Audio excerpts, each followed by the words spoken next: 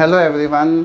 आज हम स्टार्ट करते हैं अपना next topic that is pH और पीएच स्केल क्या होता है। बात करते हैं पीएच के बारे में। तो पीएच क्या होगा? पीएच एक इस तरीके का एक्सप्रेशन होता है जिसमें हम हाइड्रोजन आयन कंसंट्रेशन को एक्सप्रेस करते हैं, दैट इज़ पीएच स्केल या पीएच भी कह सकते हैं। पीएच मीन्स पी और एच। पी का मतलब होता है, जर्मन वर्ड होता है पोटेंज। क्या मतलब होता है? पोटेंज। पोटेंज का मतलब होता है पावर। पावर ऑफ किसकी? H. H means hydrogen ion. Hydrogen ion की जो पावर होती है that is known as pH scale. ये बात किसने बताई? एस बी सोरेनसन साइंटिस्ट थे जिन्होंने पीएच स्केल या पीएच के बारे में इंफॉर्मेशंस प्रोवाइड की। ठीक है, बात करते हैं पीएच की डेफिनेशन के बारे में। तो पीएच की डेफिनेशन क्या होगी? The negative exponent. क्या होगी? The negative exponent of 10 must be raised to express hydrogen ion concentration, must be express hydrogen ion concentration of the solution in mole per litre that is equal to the pH. ठीक है, P stand for पोटेंज। क्या मतलब होगा? पोटेंज। पोटेंज का मतलब क्या होता है बेटा? जर्मन वर्ड होता है that is meaning of power. क्या मतलब होगा? पावर। और H for hydrogen, hydronium ion. Basically hydronium ion कहते हैं पोटेंस डी हाइड्रोनियम। यहाँ पे यूज करेंगे डी हाइड्रोनियम। ठीक है, H for D hydronium that is also German word. इसका मतलब होता है एच पॉजिटिव आयन कंसंट्रेशन। क्या होगी? H positive ion concentration. H positive ion concentration जो होती है उसकी जो पावर होती है that is the expression of pH. ठीक है, ये तो हो गया हमारे मीनिंग प्लस डेफिनेशन के बारे में। अगर इसका फॉर्मूला हम ड्राइव करें तो क्या होगा? P H is equal to minus log of H positive ion that is equal to pH. अब किसी क्वेश्चन में अगर हमारे पास H पॉजिटिव आयन ना हो तो OH दे रखा हो तो कैसे हम उस क्वेश्चन को ड्राइव कर सकते हैं, कैसे H वैल्यू तक पहुंच सकते हैं? तो देखिए, H पॉजिटिव आयन और OH negative ion that is equal to 10 की power minus 14 that is equal to 10 की पावर माइनस 14 और H positive ion is equal to 10 की power minus 14 divide by OH negative ions value. तो इस तरीके से H value हो जाए, H को हम बेटा यहाँ रख देंगे और हमारे पास पीएच वैल्यू फाइंड आउट हो जाएगी।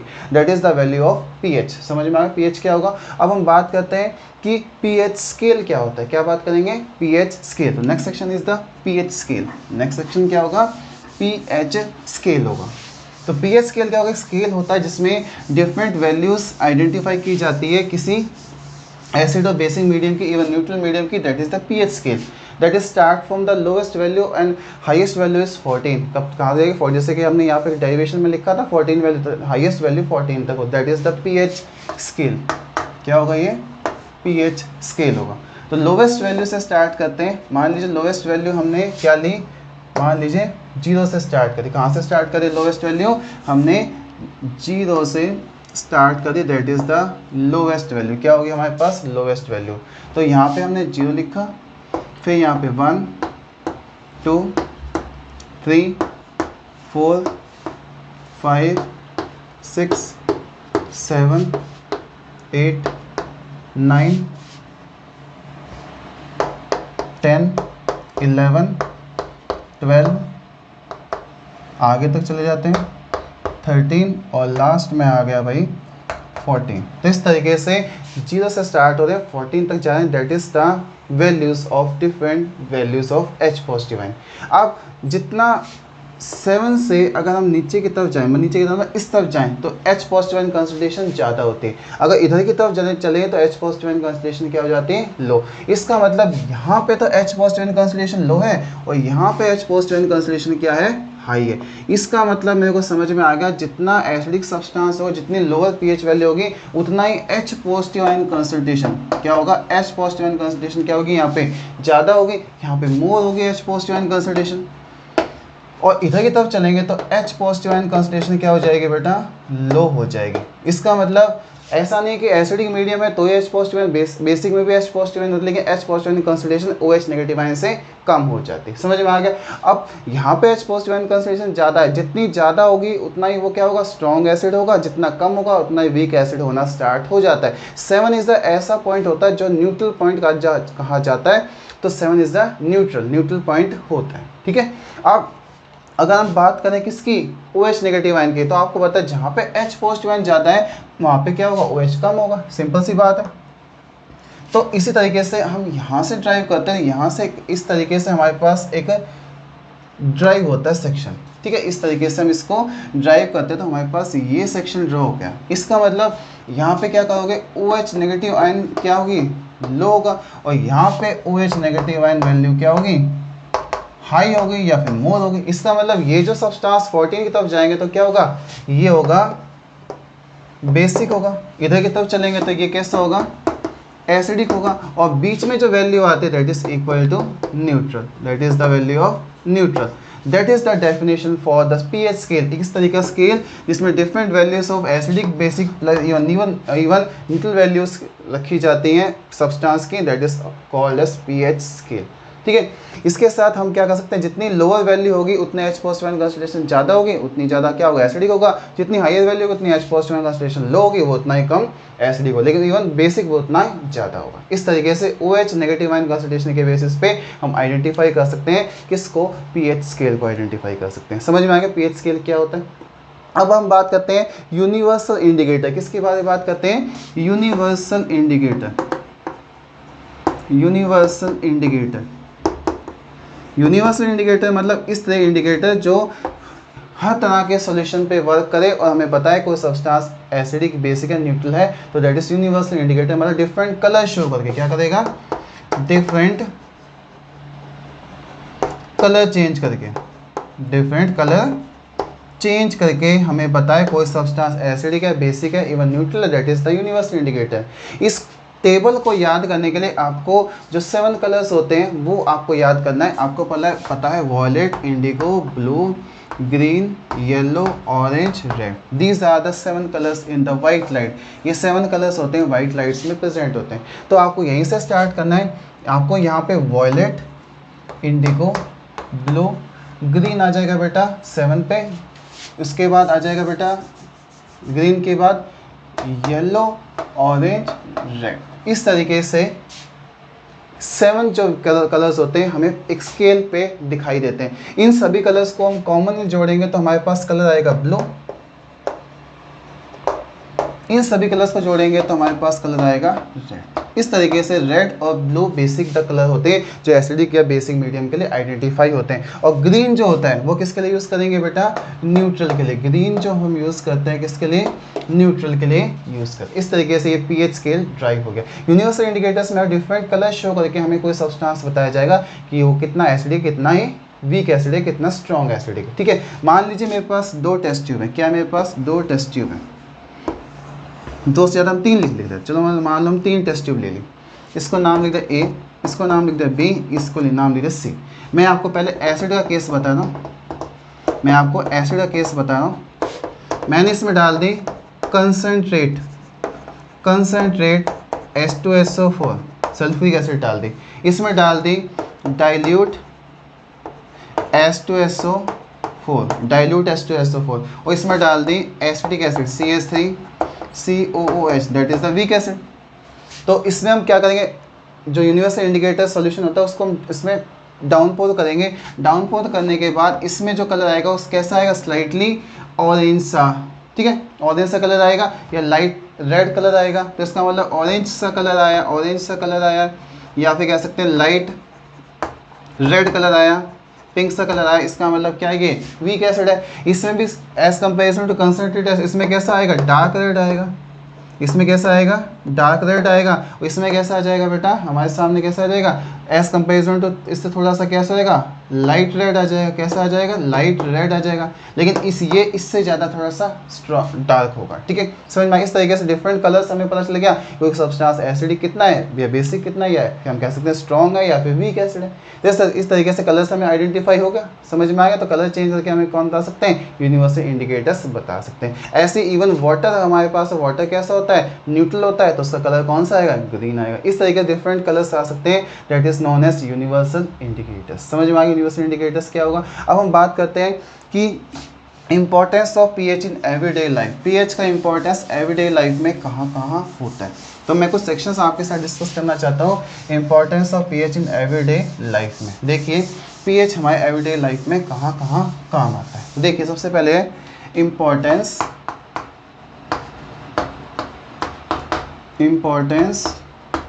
Of pH in every day life. रोजमर्रा की जिंदगी में कहाँ कहाँ पीएच काम आता है। सबसे पहला ही जो पार्ट है that is known as digestion. Digestions में काम आता है। डाइजेशंस कैसे? स्टमक जो होता है, हमारा जो स्टमक होता है वो खाने को डाइजेस्ट, फूड को डाइजेस्ट करने के लिए क्या प्रोड्यूस करता है? हाइड्रोक्लोरिक एसिड प्रोड्यूस करता है, दैट इज द एसिड। कई बार एसिड का अमाउंट इंक्रीज हो जाता है। एसिड का अमाउंट क्या हो जाता है? इंक्रीज हो जाता है। और इंक्रीज होने से जो वैल्यू है पीएच वो क्या हो जाएगी बेटा? डिक्रीज हो जाएगी। मतलब H पॉजिटिव कंसंट्रेशन इंक्रीज हो जाएगा। इसका मतलब हमारे स्टमक में क्या हो जाएगी? एसिडिटी हो जाती है। क्या हो जाती है? एसिडिटी। इस एसिडिटी को हमें क्या करना होता है? न्यूट्रलाइज करना होता है। आपको पता है एसिड के साथ बेस मिलाएंगे तो सॉल्ट प्लस वाटर बनेगा, दैट इज न्यूट्रलाइजेशन। तो हमें इस एसिड को क्या करना पड़ता है? न्यूट्रलाइज करना पड़ता है। क्या करना पड़ता है? न्यूट्रलाइज करना। न्यूट्रलाइज का मतलब कैसे होगा? जब इस एसिड के साथ हम एक बेस ऐड करें। बेस कैसा होना चाहिए बेटा? मेटेलिक बेस होना चाहिए और वीक बेस होना चाहिए। वीक बेस ही यूज़ करेंगे, स्ट्रॉन्ग बेस यूज़ नहीं करते। जैसे कि मेटेलिक जो बेस होते हैं, मेटेलिक जो बेस होते हैं they are consider as a far better than another base. ठीक है, क्योंकि जब हमारी बॉडी में न्यूट्रलाइजेशन होता है तो ये वॉश आउट हो जाते हैं, हमारी बॉडी को नुकसान कम से कम पहुंचाते हैं। इसलिए हम मेटलिक बेस वगैरह यूज़ करते हैं। एग्जांपल पॉइंट ऑफ व्यू से मैं बता सकता हूँ magnesium hydroxide. Magnesium hydroxide is a base that is known as milk of magnesia. Milk of magnesia जो हम एंटासिड्स में यूज़ करते हैं। किस में यूज़ करते हैं? एंटासिड्स। एंटासिड्स मतलब ऐसे सब्सटेंस जो एसिडिटी को न्यूट्रलाइज करने के लिए यूज़ किए जाते हैं, एंटासिड। इसके साथ हम क्या यूज़ कर सकते हैं? अमोनियम हाइड्रोक्साइड यूज़ कर सकते हैं, एल्युमिनियम हाइड्रोक्साइड यूज़ कर सकते हैं। ये कुछ मेटलिक हाइड्रोक्साइड है जिनको हम यूज़ कर सकते हैं डिफरेंट टाइप के कंपाउंड्स। समझ में आ गया? तो इस तरीके डाइजेशन में इंपॉर्टेंस ऑफ पीएच होता है। कैसे? न्यूट्रलाइजेशन कॉन्सेप्ट को समझने के लिए, उसको एक्सप्लेन करने के लिए, उसको वर्कआउट करवाने के लिए। तो पहला सेक्शन आपको समझ में आ गया पीएच कहाँ काम आता है। दूसरा बेटा टूथ डिके कहाँ आएगा? Tooth decay. देखिए टूथ डिके में कैसे काम करेगा वो हम समझते हैं। तो सेकंड सेक्शन है that is tooth decay. Tooth decay, tooth decay का मतलब होता है जब दांत सड़ जाते हैं। कैसे? जैसे हमने क्या किया? फूड खाया, मतलब खाने को यूज़ किया। अब जो फूड है, फूड के पार्टिकल्स क्या होते हैं? Food particles present in our teeth. जो हमारे टीथ होते हैं उसमें क्या हो जाते हैं? स्टिकअप हो जाते हैं। और स्टिकअप होने के बाद क्या होगा? वो फूड पार्टिकल डिग्रेड करते हैं। कौन? बैक्टीरिया जो एयर में प्रेजेंट होते हैं। बैक्टीरिया फूड को क्या करते हैं बेटा? डिग्रेड करते हैं, मतलब डिकम्पोज भी कह सकते। डिग्रेड करेंगे तो क्या करेंगे? वो एक बैक्टीरिया जो होता है डिग्रेड करने के बाद क्या प्रोड्यूस करते हैं? एसिडिक सब्सटेंस प्रोड्यूस करते हैं। क्या प्रोड्यूस करते हैं? एसिडिक सब्सटेंस प्रोड्यूस करते हैं। और एसिडिक सब्सटेंस प्रोड्यूस होने के बाद क्या होगा कि वो हमारे टूथ इनेमल, किसको? Tooth enamel, that is the hardest natural substance जो हमारे बॉडी के अंदर प्रेजेंट। टूथ इनेमल जो दांत के ऊपर कवरिंग जो होते हैं टूथ इनेमल्स की, उसको क्या करना स्टार्ट करेगा? कोरोड करना स्टार्ट कर देगा। क्या कर देगा बेटा? कोरोड करना स्टार्ट है। और फाइनली हमारे टूथ में क्या बन जाएगी? कैविटी हो जाती है। क्या हो जाती है? कैविटी। इसलिए इस कैविटी को हमें ठीक करने के लिए हम क्या यूज़ करते हैं? टूथपेस्ट यूज़ करते हैं। क्या करते हैं? टूथपेस्ट यूज़ करते हैं। और टूथपेस्ट बेसिकली क्या होते हैं, बेसिक मीडियम के होते हैं, ताकि हमारे माउथ में जो एसिडिक कंडीशन है वो क्या हो, न्यूट्रलाइज हो जाए। इस तरीके से टूथ डिके में भी पीएच का इंपॉर्टेंस रोल होता है। इसके बाद हम बात करते हैं सॉइल। सॉइल के सेक्शन में सॉइल कई बार बहुत ज़्यादा एसिडिक हो जाते हैं, बहुत ज़्यादा एल्कलाइन हो जाती है, तो एसिडिक एल्कलाइन सॉइल को न्यूट्रलाइज किया जाता है by using of gypsum and calcium hydroxide. तो तीसरा सेक्शन है सॉइल में यूज़ करते हैं। कहाँ यूज़ करते हैं बेटा, सॉइल में यूज़ करते हैं। सॉइल में कैसे यूज़ करेंगे, जैसे कि हम बात करें, अगर हमारी सॉइल इस एसिडिक, अगर सॉइल कैसे हो गई बेटा, एसिडिक हो गई, तो एसिडिक कंडीशन को न्यूट्रलाइज करने के लिए हम क्या यूज़ करेंगे, या तो हम यूज़ करते हैं, क्या यूज़ करेंगे बेटा, हम कह सकते हैं कि हमारे पास मिल्क को क्या कह सकते हैं, हमारे पास एक तो होता है कैल्शियम हाइड्रोक्साइड और दूसरा होता है बेटा जिप्सम।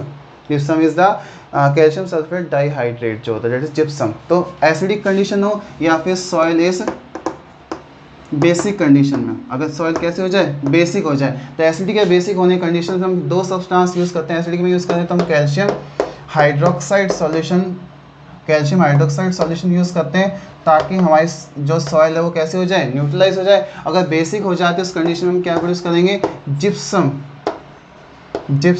सॉल्यूशन यूज़ करते हैं। जिप्सम सॉल्यूशन जो है वो एल्कलिनिटी को क्या कर देंगे बेटा, बैलेंस कर देंगे, न्यूट्रलाइज करेंगे। इस तरीके सॉइल में भी हम यूज़ कर सकते हैं, किसको, पीएच को यूज़ कर सकते हैं। समझ में आया, न्यूट्रलाइजेशन कॉन्सेप्ट को समझने के लिए वहीं पे यहाँ पे भी वही काम वर्क होता है। इसके बाद हमारे पास फोर्थ केस है सेल्फ डिफेंस। सेल्फ डिफेंस की बात करें, सेल्फ डिफेंस मतलब जो हम कह सकते हैं वास्प होते हैं, हनी बीज होती हैं, वास्प होते हैं, हनी बीज होती हैं, ये क्या करते हैं, अपने आप को बचाने के लिए जो भी चीज़ इसको नुकसान पहुंचाती है उसमें क्या करते हैं, इंजेक्ट करते हैं, किसको, एसिड और बेस को। अगर हम हनी बीज की बात करें तो they produce the formic acid. क्या प्रोड्यूस करते हैं, फॉर्मिक एसिड।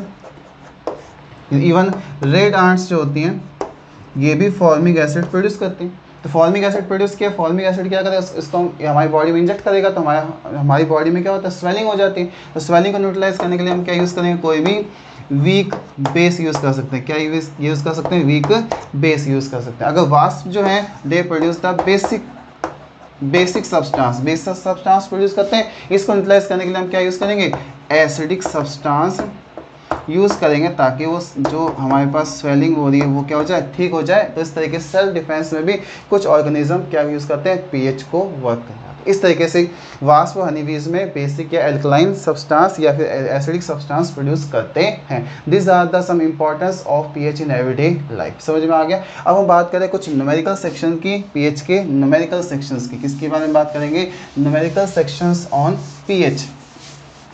पीएच के ऑन बेसिस पे कुछ न्यूमेरिकल सेक्शंस में आपके साथ डिस्कस करना चाहता हूँ। तो देखिए न्यूमेरिकल सेक्शंस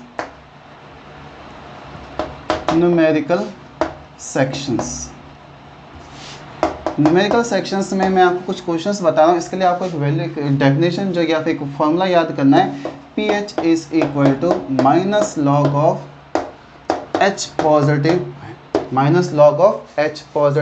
आयन। जैसे हमारे पास क्वेश्चन है कैलकुलेट द पीएच ऑफ 0.0, हमारे पास क्वेश्चन है calculate the pH value of 0.005 molar hydrochloric acid solution. ये हमारे पास हाइड्रोक्लोरिक एसिड सॉल्यूशन है, इसकी पीएच वैल्यू निकालनी।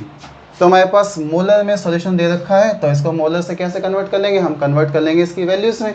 तो हम लिखेंगे HCl is equal to H positive ion concentration. H positive ion concentration कितने मोलर में है, 0.005 मोलर सॉल्यूशन में। तो हम कर देंगे इसको 5 × 10⁻³ मोलर सॉल्यूशन हो गया, that is equal to the H positive ion concentration. किसके बराबर, H पॉजिटिव आयन कंसंट्रेशन। और हमारे पास फॉर्मूला पता ही है, pH is equal to minus log of H means 5 × 10⁻³ 5 × 10⁻³ के बराबर हो जाएगी, 5 × 10⁻³ हो जाएगी। अब क्या करेंगे, pH इज इक्वल टू, अब जब ये चीज़ दो मल्टीप्लीकेशन में इसको हम क्या कर लेंगे, अलग अलग कर लेंगे। तो कर देंगे ये 10⁻³ है, ये इधर चल जाएगा, -3 इंटू हमें माइनस, फिर -3, उसके बाद log 10, ठीक है, log 10 हो गया। और जो मल्टीप्लीकेशन में दूसरी वैल्यू है, कौन सी है दूसरी वैल्यू है, डेट इज माइनस लॉग क्या कह देंगे हम इसको, 5 कह देंगे। ठीक है, हमारे पास क्या आया कि pH is equal to minus minus plus 3, log 10 की वैल्यू बेटा होती है 1 और माइनस log 5 की वैल्यू हम पुट कर लेंगे। log 5 की वैल्यू मान लो जो भी हमारे पास है, मान लो 4 पॉइंट समथिंग हम मान सकते हैं, तो हमारे पास log की वैल्यू आ गई 4 पॉइंट समथिंग आ जाएगी। तो हम क्या करेंगे, हम इसमें से माइनस कर देंगे। ठीक है, तो pH की वैल्यू हमारे पास आ जाएगी, क्या आ जाएगी, जैसे हम कहेंगे कि pH is equal to 3 minus 4 point मान लो 5 मान लिया मैंने, कितना मान लिया 4.5, तो pH इज इक्वल टू कितना हो जाएगा, इसमें से 3 गया तो 1.5 माइनस 1.5 के आसपास, तो 1.5 is the pH value of this solution. क्या होगी, minus 1.5 is the pH value of this solution. समझ में आ गया, इस तरीके से हम सॉल्यूशन की pH वैल्यू आइडेंटिफाई कर सकते हैं। तो जो अगर मल्टीप्लिकेशन हो तो हम इसको दो पार्ट्स में डिवाइड कर लेते हैं, इस तरीके दो पार्ट्स में डिवाइड करके हमारे पास क्या हो जाएगी, फाइनल वैल्यूज आ जाएगी। समझ में आ गया, इस तरीके से हम क्या कर सकते हैं, pH वैल्यू को फाइंड आउट कर सकते हैं। समझ में आ गया, इस तरीके से pH वैल्यू को हमने क्या कर लिया बेटा, फाइंड आउट कर लिया। समझ में आ गया होगा कैसे हम pH वैल्यू को फाइंड आउट कर सकते हैं। इसके बाद हम बात करते हैं नेक्स्ट सेक्शन के, एक और एग्जांपल मैं आपके साथ डिस्कस करता हूँ। Calculate the pH value of 10 की पावर, दूसरा क्वेश्चन है calculate the pH value of 10 की पावर माइनस 5